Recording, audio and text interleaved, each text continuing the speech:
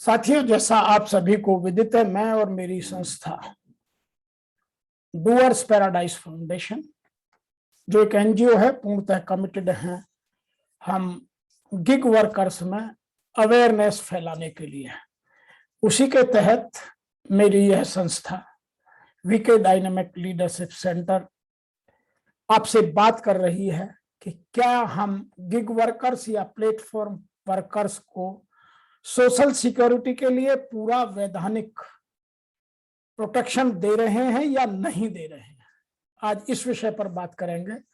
उनके social protection के लिए जो गिग वर्कर्स और प्लेटफॉर्म वर्कर्स हैं, उनके लिए 2008 में भारत सरकार ने एक unorganised workers social welfare security act 2008 बनाया था। और उसके बाद जो अब वर्तमान सरकार है, इन्होंने सोशल सिक्योरिटी कोड 2020 पास किया है,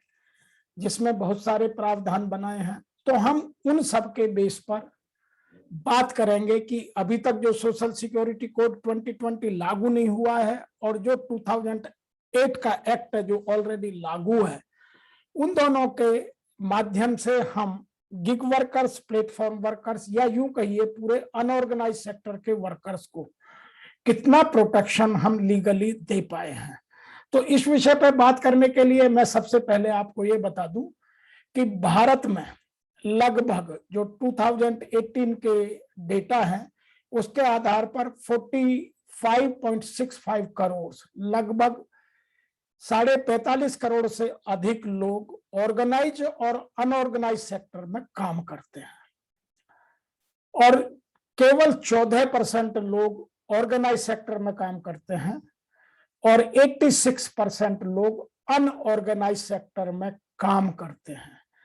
तो लगभग 39.25 या 28 करोड़ लोग अनऑर्गेनाइज सेक्टर में काम करते हैं, जो बहुत बड़ा नंबर है, जो भारत की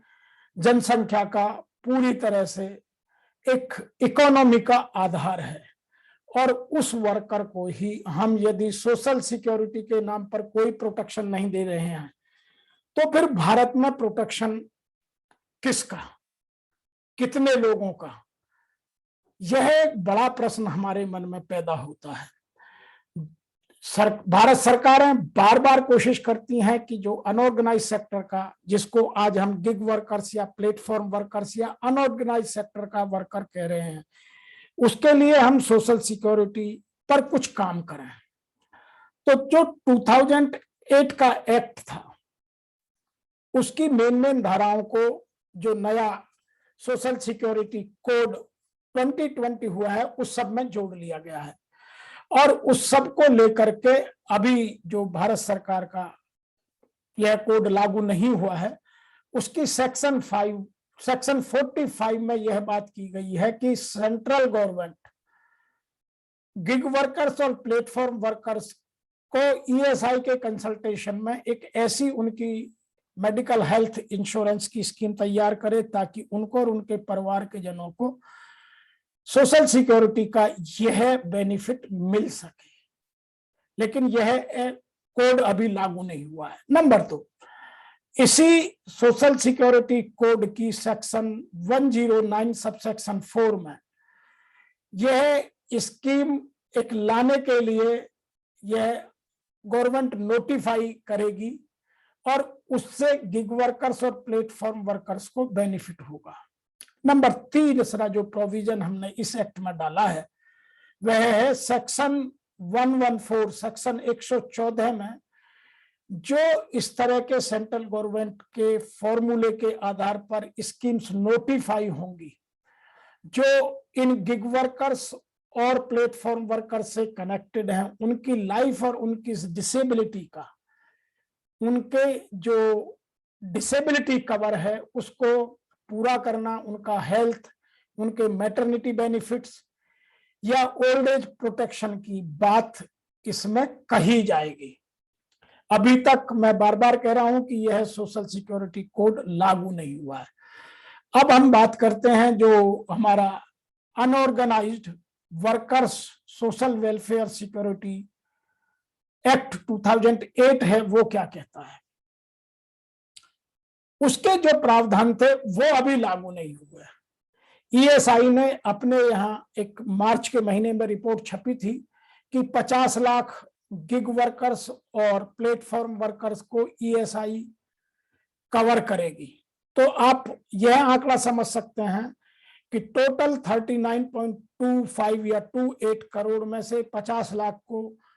कवर करने की बात की जा रही है, तो यह कितना होगा। यह